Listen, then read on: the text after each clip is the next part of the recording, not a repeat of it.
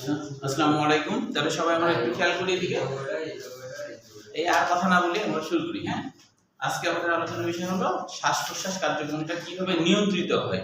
হ্যাঁ, এর আগের দিন আমরা হলো শ্বাস প্রশ্বাস কার্যক্রমটা দেখছি, কিভাবে কাজ করে সেটা দেখছি, কিন্তু ওই কার্যক্রমটাকে কেউ তো নিয়ন্ত্রণ করছে, তাই না? তো ওই নিয়ন্ত্রণটা কিভাবে হয়, তো সেটার জন্য আমরা একটু বিস্তারিত জানবো। সেই জন্য আমরা ছবি আঁকবো। একটা ছবিটা হলো, তোমরা আমার সাথে সাথে আঁকো। আমাদের পশ্চাৎ মস্তিষ্কে দুইটা জায়গা আছে, একটার নাম হলো পন্স আর আরেকটার নাম হলো মেডুলা অবলঙ্গাটা। পন্সের বাংলা অর্থ আসলে সেতু, মেডুলা অবলঙ্গাটার সাথে সেতুর মতো ব্রিজের মতো কাজ করে, সেজন্য একটার নাম হলো পন্স, এটার নাম হলো পন্স, এটার নাম হলো পন্স, আর এটার নাম হলো মেডুলা অবলঙ্গাটা। কাণ্ড সদৃশ গঠন, মেডুলা অবলঙ্গাটার বাংলা অর্থ হলো কাণ্ড সদৃশ গঠন, মেডুলা অবলঙ্গাটা। এটা পশ্চাৎ মস্তিষ্কে এরকম আর কি থাকে। হ্যাঁ, পশ্চাৎ মস্তিষ্কের মধ্যে। তো এইখানে আবার কিছু স্নায়ুগুচ্ছ থাকে, পঞ্চে কিছু স্নায়ুগুচ্ছ আছে, একজোড়া স্নায়ুগুচ্ছ পঞ্চে আছে, আবার একজোড়া স্নায়ুগুচ্ছ আছে মেডুলা অবলঙ্গাটাতে। তো এই স্নায়ুগুচ্ছের আবার নাম আছে আলাদা, যেমন এটার নাম হলো,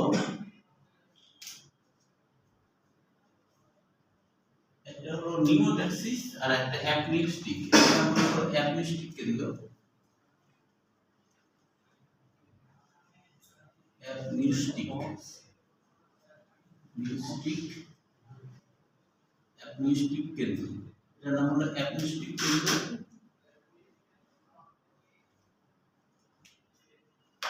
আর এটা হলো নিউমোট্যাক্সিস কেন্দ্র,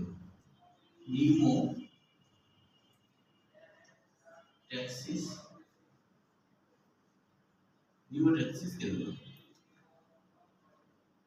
আমরা এগুলোর বাংলা সহজ জানবো। হ্যাঁ বলো।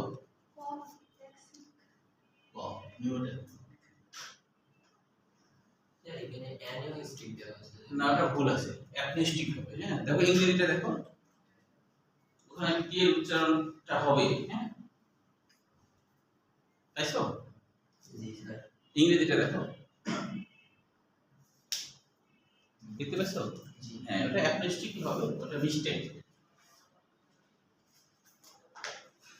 আর নিচের দিকের এটার নাম, যেমন এই অংশের নাম হলো শ্বাস শুরু করি বা প্রশ্বাস কেন্দ্র, এটার নাম হলো প্রশ্বাস কেন্দ্র, এটার নাম হলো প্রশ্বাস কেন্দ্র।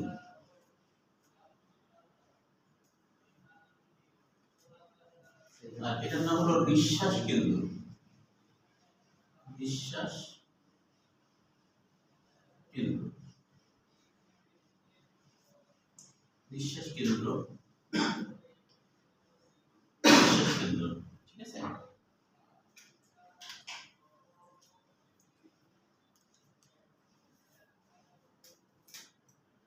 আমরা জানি নিচের দিকে আমাদের আছে এগুলো স্টারনাম, নিচের দিকে আমাদের স্টারনাম আছে। তো স্টারনাম এর সাথে আমরা জানি যে কি আছে, রিবস আছে, স্টারনামের সাথে এরকম রিবস।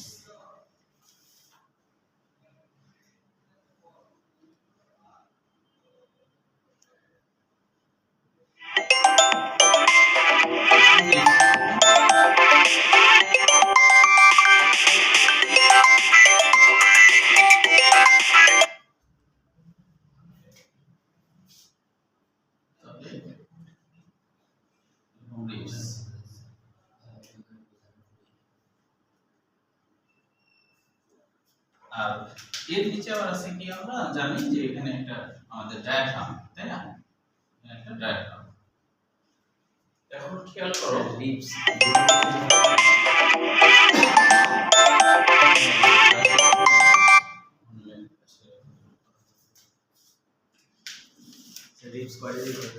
আচ্ছা, রিবস আসলে মোট হলো 12 জোড়া থাকে, কিন্তু এখানে আমরা 10টা দেব। হ্যাঁ, কারণ হলো এইখানে যে রিবস থাকে, এইখানে যে দুইটা থাকে, এইখান এইটা আর কি কাজ করে না, এটা নিষ্ক্রিয় থাকে। হ্যাঁ, তো তবে পরীক্ষায় ছবি আঁকতে হবে না, পরীক্ষায় ছবি আঁকতে হবে না, এটা বোঝার জন্য।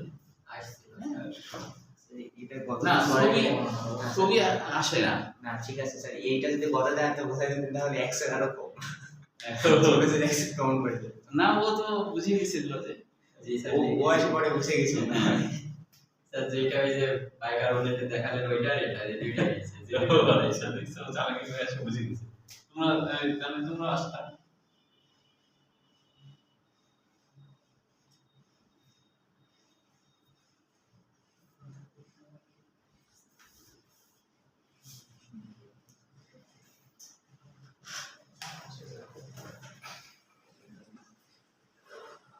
না একদম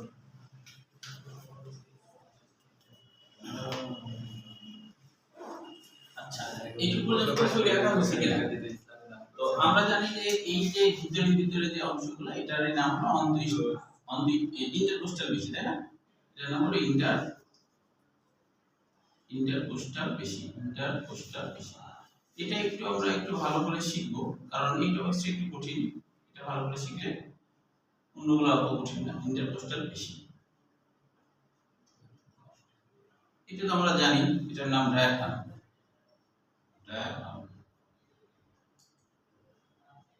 ডায়াফ্রামের বাংলা তো বলেছি আমরা, তাই না?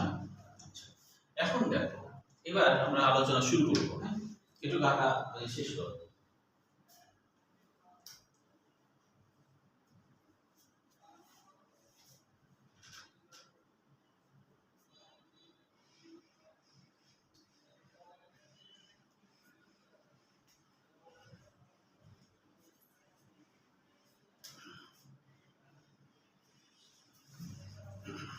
ঠিক আছে,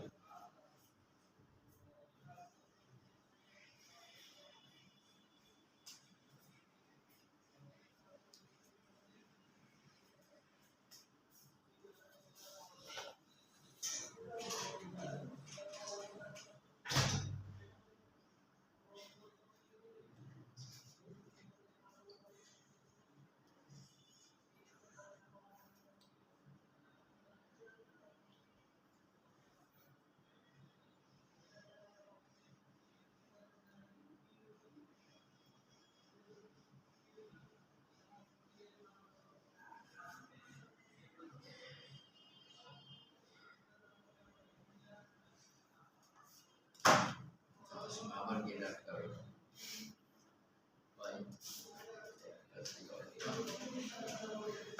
এই আঁকা হচ্ছে? হ্যাঁ স্যার। জি স্যার তাহলে এবার একটু দেখো। আচ্ছা, হয়েছে মোটামুটি, তাই না? এবার একটু দেখো যে আমাদের অ্যাপনিস্টিক কেন্দ্র, এটার বাংলা অর্থটা কি আমাদের জানতে হবে। হ্যাঁ, অ্যাপনিস্টিক কেন্দ্র আর নিউমোট্যাক্সিস কেন্দ্র, এটা হলো বাতাস বন্ধকারী কেন্দ্র। এটার বাংলা অর্থ হলো বাতাস বন্ধকারী। বাংলা জানলে তোমার সুবিধা, দেখো কি বন্ধকারী। বাংলা জানলে তুমি বানায় লিখতে পারবে, বাংলা না জানলে বুঝতে করতে হবে। বুঝছো? বাংলাটা জানা এই কারণে দরকার।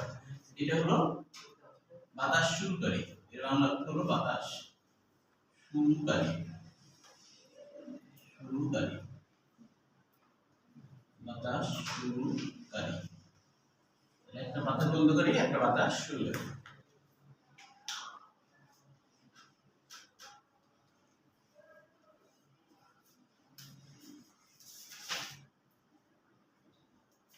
তাই না?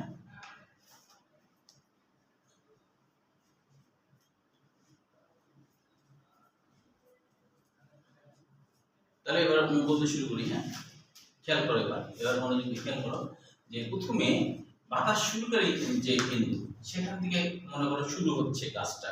তো কিভাবে বাতাস শুরুকারী কেন্দ্র কাজ করে? বাতাস শুরুকারী কেন্দ্র সে কিন্তু তখনই বাতাস শুরু করার জন্য প্রশ্বাস কেন্দ্রকে নির্দেশ দিবে যখন বাতাস শুরুকারী কেন্দ্রে কার্বন ডাই অক্সাইড রক্তে বেশি হয়ে গেলে কার্বনিক অ্যাসিড তৈরি হবে। কার্বনিক অ্যাসিড আবার ভেঙে দিয়ে বাইকার্বনেট আয়ন, হাইড্রোজেন আয়ন হবে। এই সমস্ত জিনিসগুলা রক্তে ভেসে বেড়াবে যখন, আর এই সমস্ত জিনিসগুলা যখনই অ্যাপনিস্টিক কেন্দ্রের স্নায়ু, এখানে তো স্নায়ু উৎস আছে অনেকগুলা, এখানে যখন টাচ লাগবে তখন এরা উদ্দীপ্ত হয়ে যাবে। তখন তারা বুঝবে রক্তে কার্বন ডাই অক্সাইড বেড়ে গেছে, রক্ত অ্যাসিডিক হয়ে যাচ্ছে, অক্সিজেনের ঘাটতি ফিল করবে, তখন অক্সিজেনের ঘাটতি ফিল করার জন্য সে তখন প্রশ্বাস কেন্দ্রকে নির্দেশনা দেবে। প্রশ্বাস কেন্দ্রকে নির্দেশনা দিবে সরাসরি এভাবে দেখাতে হবে, প্রশ্বাস কেন্দ্রকে নির্দেশনা দিচ্ছে তুমি হলো শ্বাস শুরু করো।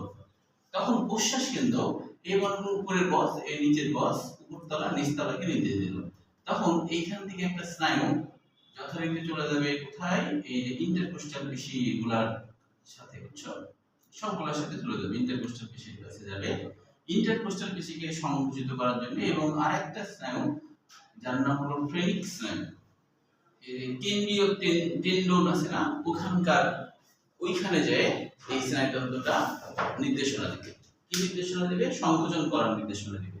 তো এটার নাম এই জন্য ইন্টারকোস্টাল স্নায়ু, এটার নাম হলো ইন্টারকোস্টাল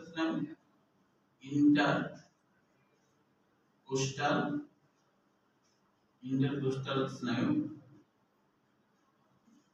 ইন্টারকোস্টাল স্নায়ু, এটার নাম ইন্টারকোস্টাল স্নায়ু, আর এটার নাম হলো ফ্রেনিক স্নায়ু,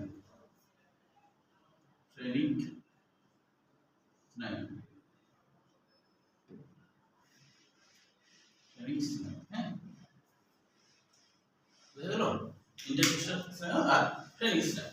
তো ফ্রেনিক স্নায়ু নামটা কেন হয়েছে বলো দেখি, অনুমান করে। ইন্টারকোস্টাল স্নায়ু নাম হয়েছে কেন? ইন্টারকোস্টাল হয়ে গেছে তাই। আর ফ্রেনিক নাম কেন হলো? ফ্রেনিক নামকরণটা কেন হয়েছে? ডায়াফ্রাম থেকে, হ্যাঁ ঠিক বলেছো রোহান, অবশ্যই ঠিক বলেছো। ডায়াফ্রামের ফ্রাম, অর্থাৎ এটা ডায়াফ্রামে এই স্নায়ুটা কাজ করছে, তাই এর নাম ফ্রেনিক। ফ্রাম থেকে ফ্রেনিক কথাটা আসছে, বুঝছো, বুঝতে পেরেছো? ফ্রাম থেকে ফ্রেনিক কথাটা আসছে। তো যেহেতু ডায়াফ্রামে কাজ করছে তাই ফ্রাম থেকে ফ্রেনিক,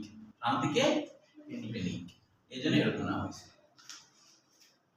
এবার দেখো এবার কি হবে, এখন এই স্নায়ুগুলোর নির্দেশনা পেয়ে এরা কিন্তু সংকুচিত হবে, তাই না? সংকুচিত হলে আমরা তো আগে জেনেছি ডায়াফ্রাম কেন্দ্রীয় টেন্ডন যেটা, সেখানে তো নির্দেশনা আসবে, যার জন্য এটা সংকুচন হবে, তখন নিচের দিকে নেমে আসবে, তাই না? আর ইন্টারকোস্টাল পেশিতে সংকুচন হবে, বক্ষপিঞ্জর উপরের দিকে উঠে আসবে, তাই কি না? উপরের দিকে উঠে আসবে, আয়তন বেড়ে যাবে। এখন সমানে তোমার হচ্ছে কি হবে, অক্সিজেন ঢুকতে আসছে, কিন্তু যে এই অ্যাপনিস্টিক কেন্দ্র কিন্তু নির্দেশনা যে দিয়েছে, নির্দেশনা ফট করে দিয়ে এমনি বন্ধ করে দেবে তা কিন্তু না। ও নির্দেশনা দিয়েছে, সেই নির্দেশনা পেয়ে প্রশ্বাস কেন্দ্র যথারীতি ফুসফুসকে ফুলাতে শুরু করেছে, ঠিক আছে?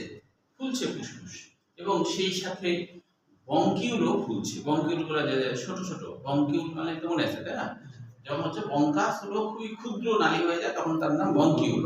তো বঙ্কিউল গুলাও তখন ফুলছে, কিন্তু বঙ্কিউলে কিছু নিউরনের ডেনড্রাইট থাকবে, যে যারা ফুলতে শুরু করলে, বেশি ফুলতে শুরু করলে ওই ডেনড্রাইট গুলা উদ্দীপ্ত হয়ে যাবে, বুঝতে পেরেছো? ওই যে ডেনড্রাইট গুলা যখন উদ্দীপ্ত হবে, ওই উদ্দীপ্ত হওয়া মাত্রই ভেগাস স্নায়ু, ওখানে কিছু ভেগাস স্নায়ু আছে, এই ভেগাস স্নায়ুটা সরাসরি তোমার হলো যে ভেগাস স্নায়ুর একটা অংশ সরাসরি অ্যাপনিস্টিক কেন্দ্রের কাছে খবর পাঠাবে। অ্যাপনিস্টিক কেন্দ্রকে বলবে যে এইভাবে যদি আপনি ফুলাতে থাকেন তাহলে তো আমি ফেটে যাবো, আমি তো বাস্ট হয়ে যাবো, মানে আর ফুলাইবে না, এই কথাটা বলবে। যখন এই নির্দেশনা পাবে ভেগাস স্নায়ুর মাধ্যমে অ্যাপনিস্টিক কেন্দ্র, তখন হচ্ছে অ্যাপনিস্টিক কেন্দ্র নির্দেশনা পাওয়ার কারণেই তখন কি করবে, পাওয়ার কারণে সে দুটা কাজ করবে। একটা হলো প্রশ্বাস কেন্দ্রকে নির্দেশনা পাঠানো বন্ধ করবে, এবং একই সাথে সে হচ্ছে নিউরোট্যাক্সিস কেন্দ্রের কাছে নির্দেশনা দেবে, নিউরোট্যাক্সিস কেন্দ্রের কাছে নির্দেশনা দেবে, বলবে যে ভাই তুমি হলো নিঃশ্বাস শুরু করো, তো ওরা তো কষ্টে আছে, ফুলে আছে, ওরা কষ্টে আছে, বুঝতে পেরেছো?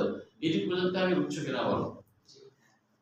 সমস্যা কোথাও থাকলে বলো, তাহলে সমস্যা না থাকলে এই রূপ আমি যা যা বলছি তাই বানাই লিখলাম, বইয়ের ভাষা মুখস্থ করার দরকার নেই, বুঝতে পেরেছো? আচ্ছা, এরপরে কি হবে, তাহলে এই নির্দেশনা যখনই পেল তখন হচ্ছে কি হবে, তখন হচ্ছে এই নিঃশ্বাস বাতাস বন্ধকারী যে সে নিঃশ্বাস কেন্দ্রের কাছে নির্দেশনা পাঠাবে, বুঝছো?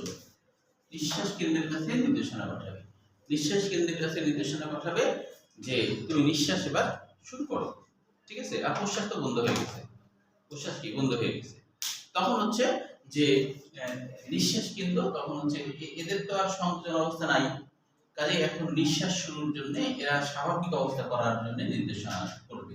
তখন এই নিঃশ্বাস কেন্দ্র নিঃশ্বাসের কাজ শুরু করলে কি হবে, এই যে ইন্টারকোস্টাল পেশি ডায়াফ্রাম পেশি এরা আবার আগের অবস্থায় ফিরে আসতে শুরু করবে। আর এদিকে প্রশ্বাস কেন্দ্র তো অফ হয়ে আছে। মনে রাখতে হবে যখন প্রশ্বাস কেন্দ্র কাজ করবে তখন নিঃশ্বাস কেন্দ্র বন্ধ থাকবে, আর নিঃশ্বাস কেন্দ্র কাজ করলে প্রশ্বাস বন্ধ থাকবে। একসাথে দুইটা কখনো চলবে না। তাই দেখবে আমরা শ্বাস নেওয়ার একটু অপেক্ষা করি, তারপরে নিঃশ্বাস, হ্যাঁ, এবং নিঃশ্বাস ফেলার সাথে সাথে আমরা নিই, একটু সময় লাগে। তো তাহলে নিঃশ্বাসের কার্যক্রম শুরু হচ্ছে। নিঃশ্বাসের কার্যক্রম শুরু হলে তখন তো ওটা যে ফুলে ছিল সেই ফুলে থাকা তো আর থাকবে না। ফুলে থাকা আস্তে আস্তে স্বাভাবিক হতে যখন শুরু করবে তখন অ্যাপনিস্টিক কেন্দ্র ভাববে যে এখন তো আমার কাছে ফাইটে যাচ্ছে, ফুলে যাচ্ছে, এগুলো তো আর কেউ বলছে না, কাজে ও আবার অ্যাক্টিভ হয়ে যাবে। ও আবার কি অ্যাক্টিভ হয়ে যাবে, আবার অ্যাক্টিভ হয়ে যায়। আবার সে প্রশ্বাস কেন্দ্রের কাছে নির্দেশনা দেবে যে তুমি হলো শুরু করে দাও প্রশ্বাস। আবার প্রশ্বাস শুরু করবে। আবার একইভাবে যখনই অ্যারাসনের মাধ্যমে খবর পাবে তখন আবার সে নিঃশ্বাস শুরু করবে। এইভাবে একবার প্রশ্বাস একবার নিঃশ্বাস, এইভাবে কার্যক্রমটা চলে। তো এখন হচ্ছে যে তোমরা হচ্ছে বইয়ের ভাষাটা এক্ষুনি করে ফেলো, কারণ হলো যে বইয়ের মধ্যে কোন লাইনটার সমস্যা, হ্যাঁ, সেটা এক্ষুনি করে ফেলো, করে আমাকে আবার বলো। আমি কিন্তু যে এইটা হলো হায়ার লেভেলের বই, আরো বেশি কিছু কথা আছে, যেটুকু তোমাদের দরকার সেটুকু বলেছি, হ্যাঁ, মানে তোমাদের বই যেটুকু আছে ওটুকুই বলছি, এর বেশি বলিনি।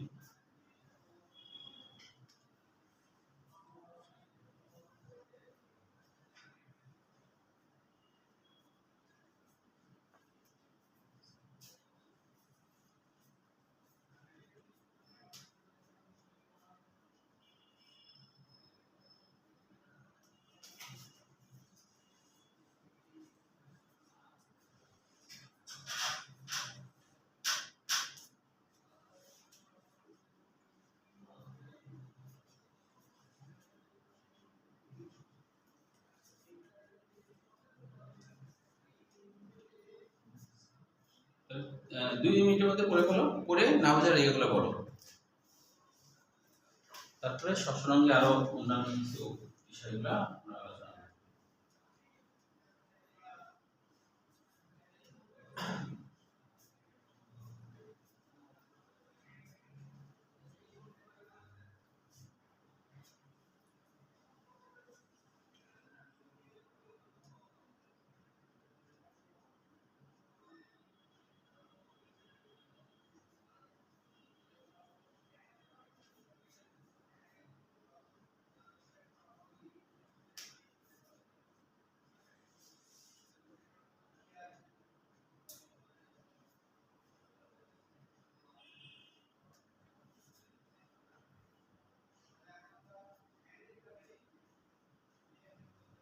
শুধু ইয়ে পর্যন্তই বলবা, শিশু নিয়ন্ত্রণ পরের টপিক করবো না, মানে যেমন শ্বসনাঙ্গীয় প্রতিউৎপত্তি ক্রিয়া, এটা পড়বা না। এরপরে আমাদের আলোচনার বিষয় হবে শ্বসনাঙ্গীয় প্রতিউৎপত্তি ক্রিয়া।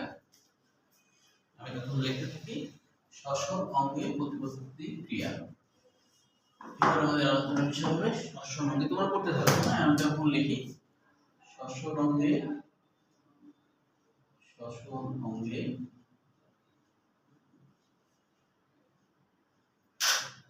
প্রতিউৎপত্তি ক্রিয়া। শ্বসনাঙ্গের প্রতিউৎপত্তি ক্রিয়া, তাহলে এটা এখন আমি মুছে দিই, যেহেতু এটা হয়ে গেছে। এখন তোমাদের পড়া হলে আমাকে বলবা, আমি তখন এটা মুছে ফেললাম, সবার লেখা হয়ে গেছে।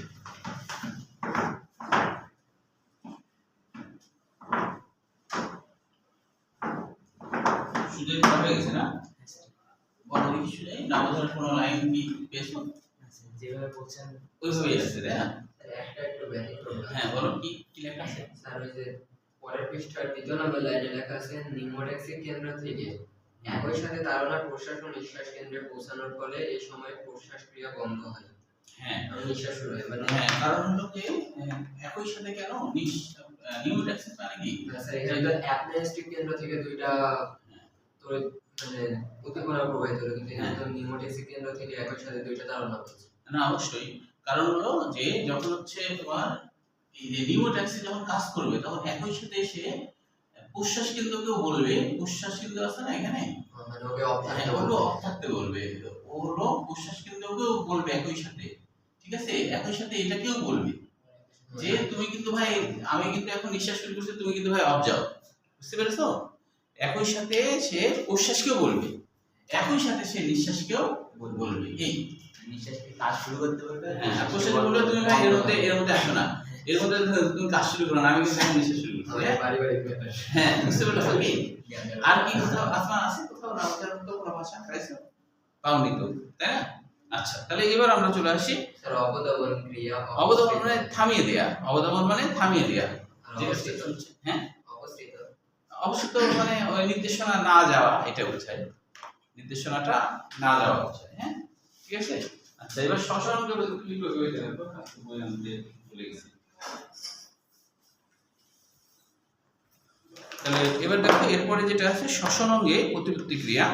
প্রতিপত্তি ক্রিয়া মানে এর আগে বলেছি কিনা, প্রতিপত্তি বলতে বোঝায় রিফ্লেক্স, তাই না? রিফ্লেক্স মানে কি, যে আলো যেমন রিফ্লেক্স হয় না, মানে কোথাও ধরো আলো যাওয়ার সাথে সাথে কিন্তু রিফ্লেক্স হয়, ব্যাক করে, তাই না? তো যদি স্নায়ুতন্ত্র এরকম আলোর রিফ্লেক্সের মতো কাজ করে, মানে তড়িৎ, মানে উত্তরটা দেয়, মানে তড়িৎ কাজ করে, হ্যাঁ, তাহলে সেটাই হলো রিফ্লেক্স, এবং এটা স্বয়ংক্রিয়ভাবে হয়, এবং এটা স্বয়ংক্রিয়ভাবে হয়। তাহলে যে স্নায়ুগুলো স্বয়ংক্রিয়ভাবে কাজ করবে এবং তড়িৎ রিফ্লেক্স দেখাবে, মানে প্রতিক্রিয়া দেখাবে, যে স্নায়ু স্বয়ংক্রিয়ভাবে কাজ করবে এবং তড়িৎ প্রতিক্রিয়া দেখাবে, সাথে সাথে প্রতিক্রিয়া দেখাবে, তাকে বলা হবে প্রতিবর্তী ক্রিয়া, তাকে বলা হবে প্রতিবর্তী ক্রিয়া। যেমন আলো কোথাও পড়ার সাথে সাথে রিফ্লেক্স হয়, তাই না? তাহলে প্রতিবর্তী ক্রিয়া হলো যে স্নায়ুগুলা যে কোনো একটা কার্যক্রম হওয়ার সাথে সাথে প্রতিক্রিয়া দেখাবে। যেমন ধরো তোমার হাতে যদি হঠাৎ সুই ফুটতে যায়, তুমি হাত একাই কিন্তু সরাই দেবা, তাই না? একাই কিন্তু খুব জোরের উপরে সরাই দেবা, ঠিক কিনা? তাহলে এইটা হলো এই ব্যাপারটা, স্বয়ংক্রিয় স্নায়ুর এই ব্যাপারটা না থাকলে আমাদের বেশি ক্ষতি হতো। তোমার পায়ে কাঁটা যদি ফুটে, গোটা কাঁটা কখনোই ফুটবে না, গোটা কাঁটা কখনোই ফুটবে না। তোমার পায়ে কাঁটা ফোটার সাথে তুমি লাফ দিবা, তরঙ্গ করে লাফ দিয়ে তুমি সরে যাবা, মানে কি একটুখানি ফুটতেই স্বয়ংক্রিয়ভাবে আলোর মতো করে, আলো যেমন কোথাও পড়ার সাথে সাথে রিফ্লেক্স, তো তোমার ওখানে কাঁটা ফোটার সাথে সাথে রিফ্লেক্স প্রতিক্রিয়া দেখাবে, দেখা তোমার পা সরাই ফেলবে। হ্যাঁ, তো এই জন্য এটাকে বলা হচ্ছে প্রতিবর্তী ক্রিয়া, মানে যেটা তাৎক্ষণিকভাবে যার কার্যক্রমটা হয় এবং স্বয়ংক্রিয়ভাবে হয়। বুঝতে পারছো?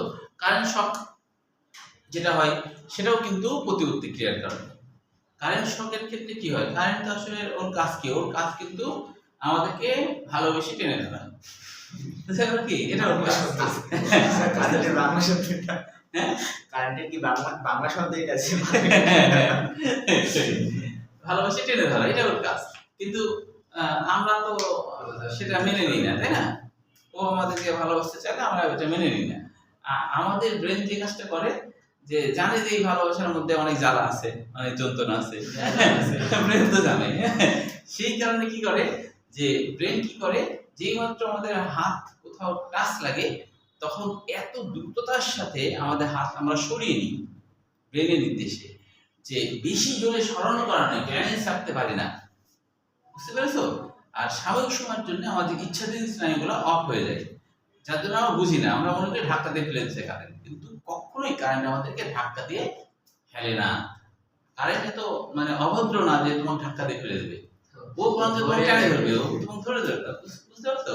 না, আমরা নিজেদেরকে টেনে নিই, এবং এই টেনে নেওয়াটা খুব জোরের উপরে হয়, যার জন্য আমরা ধস খেয়ে পড়ে যাই, ব্যালেন্স করতে পারি না। এই উদ্দীপনাগুলো কি আমাদের মস্তিষ্কে পৌঁছায় না আমাদের স্নায়ুগুলো এই কাজটা? আমাদের সুষম কাণ্ড থেকে কিছু স্নায়ু আছে, সুষম কাণ্ড থেকে এই কাজটা করতে সব পারে বার্তা মস্তিষ্কে না, পৌঁছায়? সব বার্তা মস্তিষ্কে বসে না। বুঝতে পেরেছো? তাহলে সুষম কাণ্ড থেকে এই কাজগুলো করতে পারে। হ্যাঁ, যদি তোমার মস্তিষ্কের কাছাকাছি কোনো জায়গায় হয় তাহলে মস্তিষ্ক করতে পারে, এই ক্ষমতা ওর আছে। কিন্তু যেগুলো ধরো আমাদের হাতের কাছাকাছি এগুলো জায়গা, সেগুলো তো সুষম কাণ্ডই কাজ করে, ও একা একাই এই কাজটা করতে পারে, সরাই নিতে পারে। বুঝতে পারছো? এই ক্ষমতা হাত দিয়ে এরকম সরাই। তাহলে এই জিনিসগুলো হচ্ছে যে প্রতিবর্তী ক্রিয়া, যেটা তাৎক্ষণিক রিয়াকশন দেখায়। আর এমনি প্রতিবর্তী ক্রিয়া না কোনটা, যেমন তোমাকে কেউ সালাম দিল, তুমি কি স্বয়ংক্রিয়ভাবে ওয়ালাইকুম সালাম বলবা? বলবা না, তুমি সালাম তাই না, একটু দেরি করতে পারো, ঠিক কিনা? তাহলে সেইগুলো হলো প্রতিবর্তী ক্রিয়া না। বুঝতে পারছো? যে এমনকি প্রতিবর্তী ক্রিয়া এটাও না, যে একটা বল আসছে, বলটাকে তুমি মারছো, এটাও প্রতিবর্তী ক্রিয়া না। যদিও মোটামুটি তাড়াতাড়ি মারি আমরা, তাও এটা প্রতিবর্তী ক্রিয়া না। কেন? কারণ সবসময় তুমি মারবাও না, সবসময় ব্যাটে বলে। যদি আবার স্বয়ংক্রিয় হতো না, তাহলে হয়তোবা সবগুলো বলকে আমরা মারতে পারতাম, কারণ ও তো অ্যানালাইসিস করে সঠিক এটাই করতো। বুঝতে পারছো? যে সায়েন্স ফিকশনে একটা এরকম একটা পড়ছিলাম যে তোমার তখন বাংলাদেশ একবারে ক্রিকেট পারতো না, তখন আর কি যে মানুষের ওই যে বাংলাদেশের খেলোয়াড়দের ব্রেনে তোমার এমন একটা সফটওয়্যার লাগাই দিচ্ছে যে ও হচ্ছে যে কোনো বল সঠিক অ্যানালাইসিস করে, মানে কোন বলটা মারলে 6 হবে, কোন বলটা মারলে 4 হবে, হ্যাঁ এইটা ওই ব্রেন অ্যানালাইসিস করতে পারবে এবং সেই অনুযায়ী একা একা হাত চলে যাবে, মানে একা একা কাজ করবে স্বয়ংক্রিয়ভাবে। তো এইভাবে করার কারণে তো মনে করো যে বাংলাদেশ বিশ্বকাপে দেখা যাচ্ছে যে প্রথম এই 50 ওভারে 500 কত রান করছে। এখন হচ্ছে যে এত রান করাতে তখন বাংলাদেশ চিন্তা করলো যে এত রান করলে তো সমস্যা, মানে সন্দেহ করতে পারে, তখন একটু কম কম রান করতে শুরু করলো। একদমই হ্যাঁ, স্যার। আর আবার সফটওয়্যারে ব্যাটসম্যান কি চাচ্ছে, কোন দিকে মারবে, কোন বল কি মারবে, ওটা আগে ও অ্যানালাইসিস করছে, সে অনুযায়ী বল করছে, 10 রানে অল আউট করে দিচ্ছে। তো এইভাবে করে গেল, বাংলাদেশ দেখা গেল বিশ্ব চ্যাম্পিয়ন হয়ে গেল, এরকম একটা। তো অদূর ভবিষ্যতে এরকম হতেও পারে, তাই না, যে এরকম সফটওয়্যার। তাহলে প্রতিক্রিয়া হলো যে যেটা হলো ভাবনা চিন্তার কোনো বিষয় না, তাৎক্ষণিক রিয়াকশন দেখানো, ওটাই। বুঝতে পারছো? কেউ তোমাকে মেরেছে, তুমি তার উত্তরে আবার মারতে পারো, কিন্তু সেটাও কিন্তু তাৎক্ষণিক হয় না। কিন্তু এই জন্য দেখা যায় তাৎক্ষণিক হয় না বলে, কেউ ধরো তোমাকে একটা কথা বলেছে, হ্যাঁ, তুমি কিন্তু তাৎক্ষণিক অনেক সময় কিন্তু তার পাল্টা কথা বলতে পারবে না।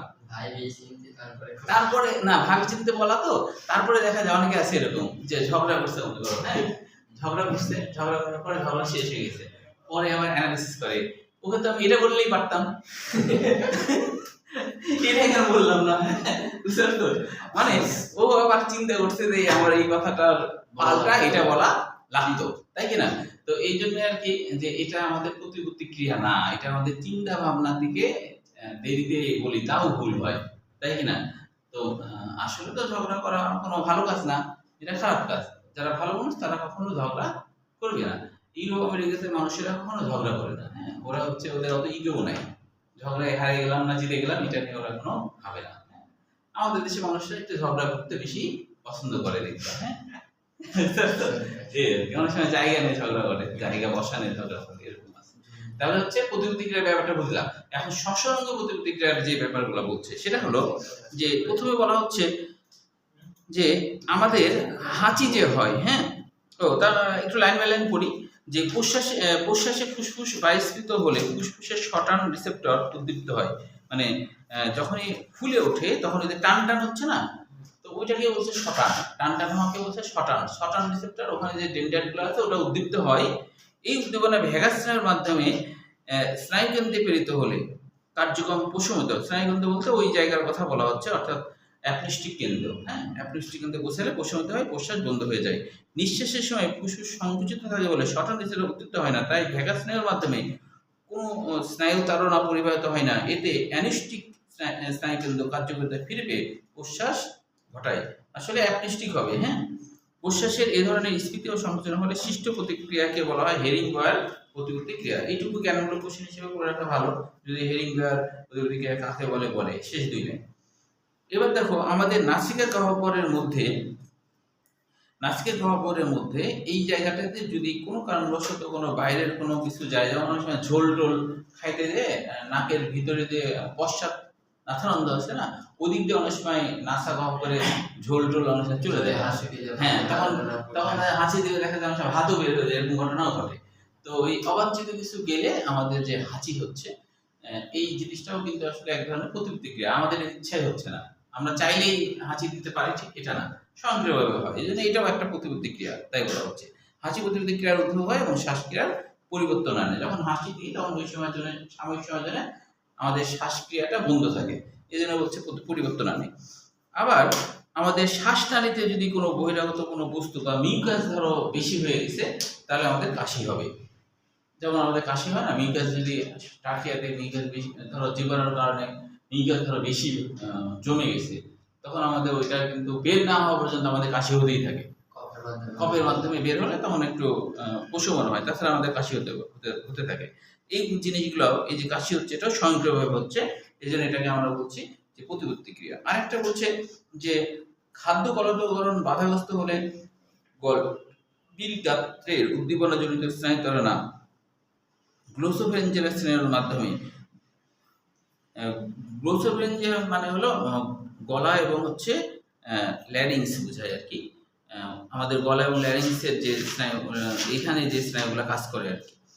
তো এর মাধ্যমে আমাদের কি হয় যে গলবিলীয় বা গ্যাগ প্রতিক্রিয়া। গ্যাগ প্রতিক্রিয়াটি কি জানো? গ্যাগ বলতে বোঝায় এরকম যে ধরো আমরা যে ব্রাশ করার সময় যে তুমি যদি ব্রাশটা যদি জিভার একবারে বেশি গলার দিকে দিতে যাও তাহলে দেখবে ওয়াক করে উঠবো আমরা। আসলে গ্যাগ বলতে আসলে ওই ওয়াক করা বোঝাচ্ছে। গ্যাগ মানে ওয়াক করা বোঝাচ্ছে, বুঝতে পারছো? খাদ্য গলদকরণে বাধাপ্রাপ্ত হলো এরকম বমির মতো একটা সৃষ্টি হয়। তো এই বমির মতো সৃষ্টি হয় তখন আমরা যে ওয়াক করে উঠি না, ওটাকে বলছে গ্যাগ প্রতিক্রিয়া। ওটাকে বলা হচ্ছে আঙুল দিলেও হবে। তুমি যদি আঙুল দেখবা যে একবার ভিতরের দিকে আঙুল দিবা তখন দেখবা ওয়াক করে উঠবা। হ্যাঁ, এটা কিন্তু হয়। এতে এই জিনিসটাকে বলা হচ্ছে গ্যাগ প্রতিক্রিয়া। এটা তো স্বয়ংক্রিয়ভাবে হয়, এটা তুমি চাইলে যে করতে পারবে তা না। হাত দিলে তখন ওটা একা একাই ওয়াক করে উঠবা। তুমি কি ইচ্ছা করে ওয়াক করতে পারো? ইচ্ছা করে ওয়াক করতে পারো না। তো এটাকে বলা হয় গ্যাগ প্রতিক্রিয়া। এই জিনিসগুলো অবশ্য পরীক্ষায় তোমার সৃজনশীলের জন্য না, এমসিকিউর জন্য পড়বা। তারপর হচ্ছে অন্যান্য স্নায়বিক উদ্দীপনা সম্পর্কে, যে আমাদের সিরেব্রাল কর্টেক্স মানে মস্তিষ্কের বাইরের দিকে, সিরেব্রাল মানে মস্তিষ্কের বাইরের দিকের যে প্রাচীর, বাইরের কাছাকাছি জায়গার যেটা, সেটাকে কর্টেক্স বলা হয়। মধ্য মস্তিষ্ক, হাইপোথ্যালামাস প্রভৃতি স্থানে গৃহীত স্নায়ুতারণাও অনেক ক্ষেত্রে শ্বাসক্রিয়াকে প্রভাবিত করে। মানে সিরেব্রাল কিন্তু ইচ্ছাধীন স্নায়ু। আমরা যদি চাই ইচ্ছাধীন স্নায়ুর মাধ্যমে শ্বাসক্রিয়াকে কিন্তু বন্ধ রাখতে পারি। যেমন তুমি চাইলে কিন্তু কিছু সময়ের জন্য শ্বাস বন্ধ রাখতে পারো না, বা কিছু সময়ের জন্য অনেক শ্বাস টেনে নিতে পারো, অনেক শ্বাস ফেলতে পারো। তাহলে সেরিব্রাল কর্টেক্স, সেরিব্রাল হলো ইচ্ছাধীন স্নায়ু। ইচ্ছাধীন স্নায়ুর কারণে আমরা কিন্তু স্বয়ংক্রিয় স্নায়ুকে কিছু সময়ের জন্য অফ রাখতে পারি। এই ক্ষমতা আমাদের আছে, সেটাই বলছে অন্যান্য স্নায়বিক উদ্দীপনা। সেরিব্রাল কর্টেক্সে যেসব স্থান কথা বলা, ঘ্রাণ গ্রহণ, খাদ্য চর্বণ, গলদকরণের সাথে সংশ্লিষ্ট সেসব স্নায়ু কেন্দ্র শ্বাসক্রিয়ার পরিবর্তন। আমরা যখন খাবার গিলি না তখন কিন্তু শ্বাস বন্ধ থাকে, আমরা যখন খাবার গিলি তখনও শ্বাস বন্ধ থাকে, পরিবর্তন ঘটায়। যেমন কথা বলার সময় দীর্ঘ নিঃশ্বাস ক্রিয়ার পরই দ্রুত প্রশ্বাস ক্রিয়া ঘটে। যদি কোনো কারণবশত আটকা থাকে না এরকম করে, তাই না? এটা বলছে আর কি। হ্যাঁ, যে তাহলে প্রশ্বাস করতে হবে দীর্ঘ নিঃশ্বাস হলে। হাইপোথ্যালামাস আবেগজনিত স্নায়ুতারণা। আবেগজনিত অনেক সময় আবেগগত কারণে শ্বাসক্রিয়া কিন্তু প্রভাবিত হয়। অনেক দুঃখীয় মানুষ কিন্তু যে অনেক সময় টানা নিঃশ্বাস নেয়, হ্যাঁ শ্বাস কাটতে যায় বা টানা নিঃশ্বাস নেয়। দেহের যে কোনো স্থান থেকে উদ্ভূত যন্ত্রণা স্নায়ুতারণা শ্বাসক্রিয়ার হার বৃদ্ধি করে। তোমার যদি কোথাও ব্যথা লাগে তাহলে তোমার জোরে জোরে শ্বাসক্রিয়া চলবে, ব্যথা লাগলে আর কি। হ্যাঁ, তো কিন্তু অধিক যন্ত্রণায় স্নায়ুতারণা শ্বাসক্রিয়াকে সাময়িকভাবে বন্ধ করে দিতে পারে। যেমন আবরারের ক্ষেত্রে অধিক যন্ত্রণায় আসলে শ্বাসক্রিয়া বন্ধ হয়ে গেছিল বলে ডাক্তারের ধারণা। বুঝা গেল কি? অধিক যন্ত্রণা, অনেক মারছে না, হ্যাঁ, তো এইভাবে মারা গেছে বলে মনে করা হয়। তাহলে এগুলো কিন্তু এমসিকিউর জন্য, এখান থেকে সৃজনশীল না। তবে এখানে হলো যে হাঁচি আসলে কোন জায়গা থেকে হয়, কোন স্নায়ুর কারণে হয়, কাশি কোথা থেকে হয়, তারপরে গ্লোসোফেঞ্জিয়াল স্নায়ুর মাধ্যমে গ্যাগ প্রতিক্রিয়া হয়। এই জিনিসগুলো এমসিকিউর জন্য পড়বা। আর ওখানে হেরিং বয়ের প্রতিক্রিয়া জ্ঞানমূলক প্রশ্ন হিসেবে পড়বা। এখন দেখো রাসায়নিক নিয়ন্ত্রণ, এটা তো আমরা আগেই পড়েছি। রাসায়নিক নিয়ন্ত্রণ বলতে ওই যে কার্বন ডাই অক্সাইড বেড়ে গেলে তখন কার্বনিক অ্যাসিড হয়, আর কার্বনিক অ্যাসিড ভেঙে গেলে হাইড্রোজেন আয়ন আর বাইকার্বনেট আয়ন হয়। আর এইগুলোর কারণেই কিন্তু হচ্ছে যে আমাদের হলো প্রথম আর কি শ্বাসক্রিয়ার শুরুর যে ব্যাপারটা সেটা হয়। এবার দেখো অক্সিজেন পরিবহন আর হচ্ছে একই সাথে আমরা কার্বন ডাই অক্সাইড পরিবহন। তবে পরীক্ষায় অবশ্য যে দুইটা একসাথে আসে না, হ্যাঁ, যে বেশিরভাগ সময় কার্বন ডাই অক্সাইড পরিবহনটাই আসে, অক্সিজেন পরিবহন আসলে অক্সিজেন পরিবহনই চলে আসে। কার্বন ডাই অক্সাইড পরিবহন, ওটাই এটা বললাম যে বেশিরভাগ সময় কার্বন ডাই অক্সাইড পরিবহনটাই আসে, অক্সিজেন পরিবহনটা খুব কম আসে। হ্যাঁ, তো আমরা এটাও আর কি বুঝবো। এটা বোঝার জন্য ওই ছবির সাহায্যে আমরা বুঝবো, ওই ছবিটার সাহায্যে তোমরা ভালো বুঝতে পারবে আর কি। তো তার আগে এখানে একটু দেখে নিই আমরা। এখানে কিছু এমসিকিউ গুলো আমরা পড়বো। অক্সিজেন পরিবহনের ক্ষেত্রে বলা হচ্ছে অ্যালভিওলাসের বাইরে চাপ থাকে 104 মিলিমিটার মার্কারি, অন্যদিকে ফুসফুসের কৌশিক জায়গায় দেহ থেকে আগত রক্তে অক্সিজেনের চাপ কম থাকে, 40 মিলিমিটার মার্কারি থাকে। সুতরাং ফুসফুস থেকে অক্সিজেন ব্যাপন প্রক্রিয়ায় ফুসফুসীয় ঝিল্লি ভেদ করে রক্তে প্রবেশ করে। এই ব্যাপন যতক্ষণ না রক্তে অক্সিজেনের চাপ 100 মিলিমিটার মার্কারি না হচ্ছে ততক্ষণ এই ব্যাপনটা হতে থাকে, তাই বলছে। অক্সিজেন দুইভাবে পরিবাহিত হয়, একটা ভৌত দ্রবণ রূপে। ভৌত দ্রবণ রূপে দুই বইয়ে দুই রকম আছে, এটা একটু নোট করতে হবে। দুই বইয়ে দুই রকম আছে, হ্যাঁ। যেমন গাজী আজমল বই বলছে প্রতি 100 মিলিলিটার রক্তে 0.2 থেকে 0.3 মিলিমিটার অক্সিজেন রক্তরসের পানিতে ভৌত দ্রবণ রূপে পরিবাহিত হয়। আর মাজেদার বই বলছে যে টোটাল রক্তের 2% সবসময় রক্তরসে অক্সিজেন থাকে। বুঝলি? তাহলে দুইটা কিন্তু দুই রকমের কথা। একটা হলো শুধু 100 মিলিলিটার রক্তে অক্সিজেন কতটুকু থাকে? 100 মিলিলিটার রক্তে 0.2 থেকে 0.3। আর এটা কি তা হচ্ছে 100 মিলিলিটার রক্তের কথা বলছে না, টোটাল। হ্যাঁ, আমাদের শরীরে যত রক্ত আছে টোটাল রক্তের মধ্যে অক্সিজেনের পরিমাণ হলো 2%। বুঝলি কথাটা? বুঝতে পেরেছো কথাটা? বুঝতে পারছো? তাহলে দুইটা দুই রকম কথা না। তাহলে এখন পরীক্ষায় যদি আসে 100 মিলিলিটার রক্তে অক্সিজেন পরিমাণ কত দেয়া আছে, মনে হলো 2%। তুমি চিন্তা করলে এই তো 2% পেয়ে গেছি, দিয়ে দিবা, দিয়ে ভুল। তুমি চিন্তা করছো আমি ঠিকই করছি, তাই না? তাহলে কথাটা কিন্তু দুইটা দুই রকমের কথা। এটা টোটাল রক্তে 2% আর এটা 100 মিলিলিটার রক্তে 2%, তাই না? তাহলে দুইটা দুই রকম কথা, কিন্তু সম্পূর্ণ আলাদা কথা।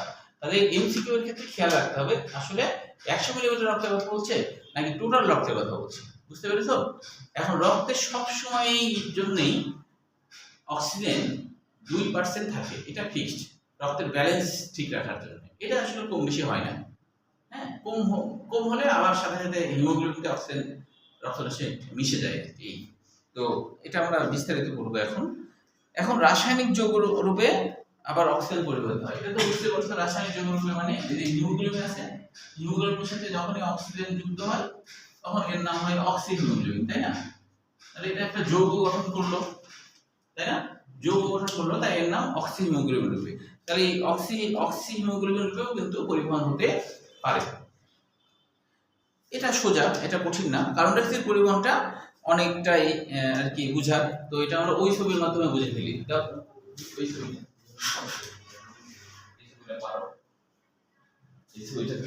এটা দেখে বুঝতে পারবো। দেখো এখন এটার সাথে আমরা বুঝতে পারবো ভালো আর কি, যে এটা একটু বিস্তারিত আছে। এইখানে আসলে কি দেখানো হচ্ছে? এখানে দেখো বলা হচ্ছে রক্তের মাধ্যমে অক্সিজেন এবং কার্বন ডাই অক্সাইড পরিবহন এবং ক্লোরাইড শিফট। তো হ্যাঁ, ক্লোরাইড শিফট মানে কি? ক্লোরিনের লোহিত কণিকার মধ্যে ঢোকা, রক্তরসে সোডিয়াম ক্লোরাইড থাকে, হ্যাঁ, রক্তের মধ্যে রক্তরসে সোডিয়াম ক্লোরাইড থাকে। সোডিয়াম ক্লোরাইড ভেঙে যে ক্লোরিন আয়ন হয়, ওই আয়নটা লোহিত কণিকার মধ্যে চলে আসে, তাই এর নাম ক্লোরাইড শিফট। সেটা কিভাবে আসে আমরা এই ছবির মাধ্যমে দেখব। এখন এই জিনিসটা হলো দেহ টিস্যু, আর এই পাশে হলো অ্যালভিউলাস, ঠিক আছে? এখন বায়ুমণ্ডলের মাধ্যমে অক্সিজেন অ্যালভিউলাসে এক পর্যায়ে তো আসে, তাই না? আসার পরে এই অক্সিজেনটা দেখো ভৌত দ্রবণ রূপে অক্সিজেন কিন্তু দেহ টিস্যুতে চলে গেল, ঠিক আছে? দেখা যাচ্ছে কি? আচ্ছা, আরেকটা হলো অক্সিজেন কি করছে, সরাসরি এই হিমোগ্লোবিনের সাথে যুক্ত হয়ে অক্সিহিমোগ্লোবিন তৈরি করছে। পরে এটা ছবি তুলতে হবে না, আমার লেখা বইয়ের মধ্যে আছে, এটা তোমরা বই দিকে দেখে নিও। তাহলে এই বইটার মধ্যে ছবিটা আছে, তাহলে আরো ভালো বুঝতে পারবা। তাহলে এখন দেখো এটা হলো অক্সিহিমোগ্লোবিন রূপে চলে আসলো, এটা তো এইটুকুই শেষ। এবার দেখো কার্বন ডাই অক্সাইড পরিবহনটা বেশ জটিল। কার্বন ডাই অক্সাইড প্রথমেই লোহিত কণিকার মধ্যে ঢোকে না, এখান থেকে এইটুকু মনে করো রক্তজালক, এখান থেকে এইটুকু মনে করো রক্তজালকে লোহিত কণিকা, আর এছাড়া কি আশপাশে কি আছে? প্লাজমা বা রক্তরস আছে না, আশপাশে প্লাজমা বা রক্তরস আছে, তাই কি না? ক্লিয়ার তো? আচ্ছা, এখন দেহ টিস্যুতে কিন্তু কার্বন ডাই অক্সাইড বের হবে, তাই না? অক্সিজেন দেহ টিস্যুর মধ্যে ঢোকার পর জারণ ক্রিয়া ঘটে, তাই না? এটিপি তৈরি হয়, উপজাত হিসেবে কার্বন ডাই অক্সাইড তৈরি হয় না? তো সেই কার্বন ডাই অক্সাইডটা বের করতে হবে। কোষের মধ্যে কার্বন ডাই অক্সাইড যখনই বেশি হচ্ছে তখন ব্যাপন প্রক্রিয়ার মাধ্যমে সে রক্তরসে প্রথমে কার্বন ডাই অক্সাইড ছেড়ে দেবে না? তো রক্তরসে কার্বন ডাই অক্সাইড যখন ছেড়ে দেয় তখন এই কার্বন ডাই অক্সাইড পানির সাথে বিক্রিয়া করে কার্বনিক অ্যাসিড তৈরি করে, ঠিক আছে? এটা খুবই শিথিল যৌগ, হ্যাঁ।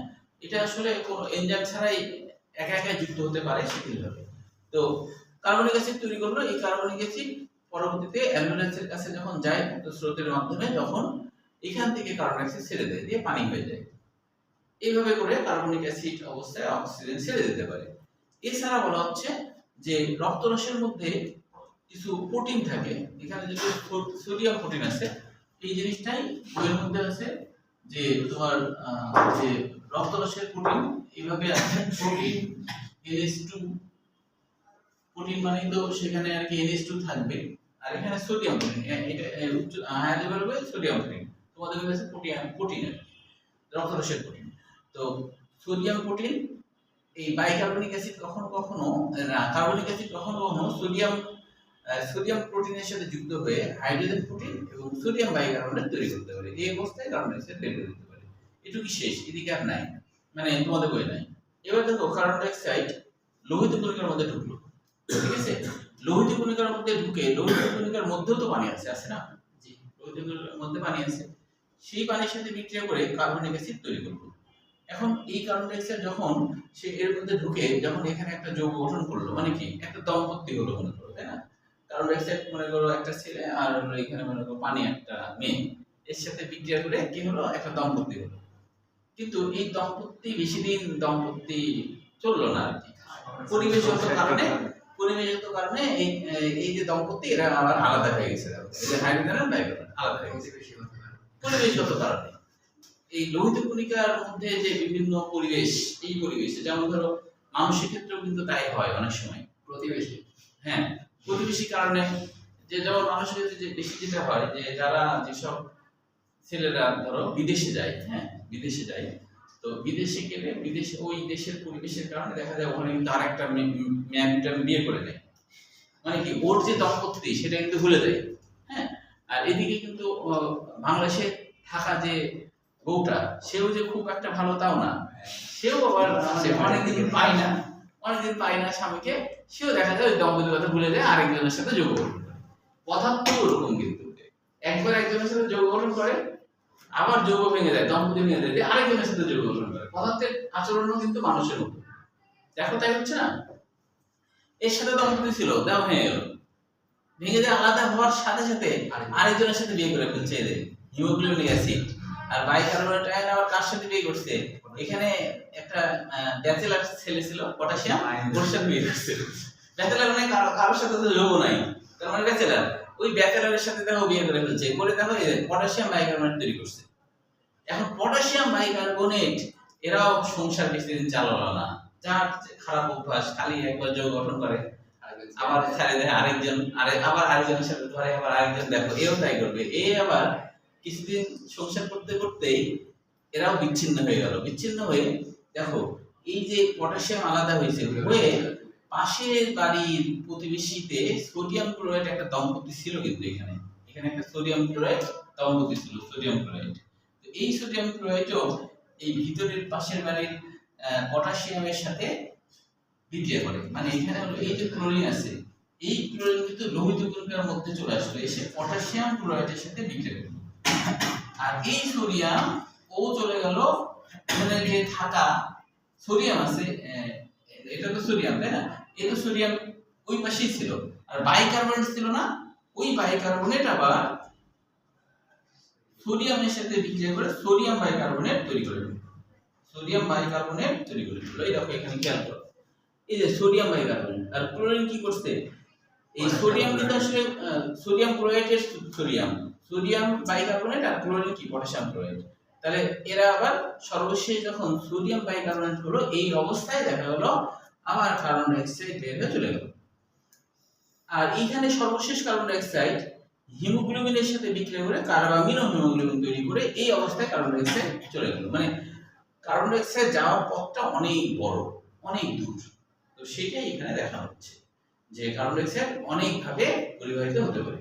এখন বলো তো এইটুকু জায়গার মধ্যে কোন জায়গাটাতে সমস্যা মনে হচ্ছে ছবিতে? সব জায়গাতে? আচ্ছা, তাহলে না, এই জায়গাটা সমস্যা নাই।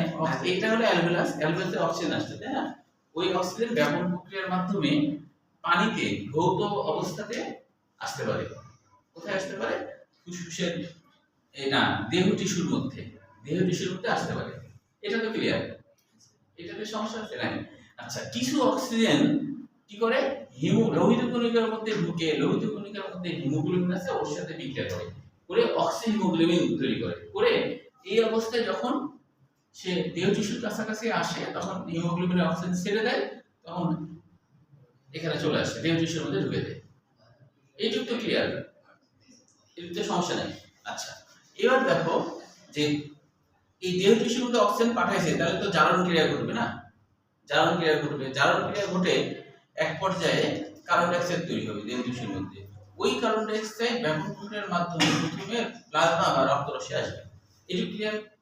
আচ্ছা, এসে কিছু কার্বন ডাই অক্সাইড পানির সাথে, রক্তরসের পানির সাথে বিক্রিয়া করে কার্বনিক অ্যাসিড তৈরি করছে। ওই কার্বনিক অ্যাসিড অবস্থায় ফুসফুসে অ্যালভিউলাসের কাছে গেলে কার্বন অ্যাসিড ছেড়ে দেয়, দিয়ে ও পানি হয়ে যায়। এটুকু তো ক্লিয়ার, ঠিক আছে?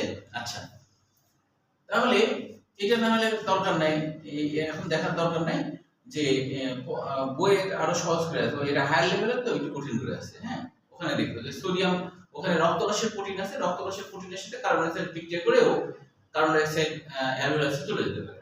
আচ্ছা, এবার ভিতরের কাহিনী দেখো। কার্বন ডাই অক্সাইড লোহিত কণিকার মধ্যে ঢুকে লোহিত কণিকার মধ্যেও তো পানি, তাহলে ওই পানির সাথে বিক্রিয়া করে কার্বনিক অ্যাসিড তৈরি করে। এটা সমস্যা আছে এটুকে তো সমস্যা নাই, তাই না? আচ্ছা, এখন যে কার্বনিক অ্যাসিড তৈরি করার পর এবার কি হবে? এই কার্বনিক অ্যাসিড লোহিত কণিকার পরিবেশগত কারণে যে তারা দমবন্ধী অবস্থায় থাকতে পারবে না, পরিবেশগত কারণে। যে এই জায়গায় অনেক কিন্তু ব্যাচেলার জিনিসপত্র আছে। হ্যাঁ, এরা তো মানে মিলামেশা করতে করতে করতে করতে এক পর্যায়ে মনে করো দম্পতি নিজেরটা ভুলে যায়, ভুলে অন্য কারোর সাথে যুক্ত হয়ে যায়। এখানে তাই হয়েছে, কার্বনিক অ্যাসিড ভেঙে যে হাইড্রোজেন আয়ন আর বাইকার্বনেট আয়ন তৈরি করছে। হাইড্রোজেন আয়ন আসলে হিমোগ্লোবিনের সাথে যুক্ত হবে বলে ভেঙে গেছে, হাইড্রোজেন আয়ন হিমোগ্লোবিনের সাথে বিক্রিয়া করে হিমোগ্লোবিক অ্যাসিড তৈরি করছে। আর এই যে বাইকার্বনেট আয়ন ছিল, এই বাইকার্বনেট আয়নটা আগে থেকেই লোহিত কণিকার মধ্যে পটাশিয়াম আয়ন, তার সাথে বিক্রিয়া করে পটাশিয়াম বাইকার্বনেট তৈরি করছে। এটুকু কি ক্লিয়ার? এটুকু তো ক্লিয়ার, তাই না? আচ্ছা, তারপরে কি হলো? পটাশিয়াম বাইকার্বনেট এরাও কিন্তু সুখে থাকতে পারলো না, এদেরও ভাঙন শুরু হয়ে গেল। এদের ভাঙন আসলে হয়েছে কেন? কারণ রক্তরসের মধ্যে সোডিয়াম ক্লোরাইড ছিল। তাহলে পটাশিয়াম বাইকার্বনেট এটা একটা মনে করো দম্পতি, আর সোডিয়াম ক্লোরাইড এটা একটা দম্পতি। মোট 4 জন মনে করো। মোট কয়জন? 4 জন। 4 জনের এক জোড়া হলো পটাশিয়াম বাইকার্বনেট, আর ওদিকে আরেক জোড়া হলো সোডিয়াম ক্লোরাইড। এখন এই দুই দম্পতির মধ্যে আবার বউ ভাগাভাগি হয়ে যাবে, বুঝতে পারছো? কারণ কি, ধনাত্মক ঋণাত্মক এইভাবে তো যুক্ত হয়, না? বউ ভাগাভাগি হয়ে যাবে বা বর ভাগাভাগি হয়ে যাবে। তাহলে কিভাবে হলো খেয়াল করো। এখানে কিন্তু আগে থেকে সোডিয়াম ক্লোরাইড ছিল, সেটা দেখায়নি। তো সোডিয়াম ক্লোরাইডের ক্লোরিন আয়নটা এই যে পটাশিয়াম বাইকার্বনেট ভেঙে যে পটাশিয়াম যেই মাত্র হয়, ক্লোরিন এর সাথে পটাশিয়াম ক্লোরাইড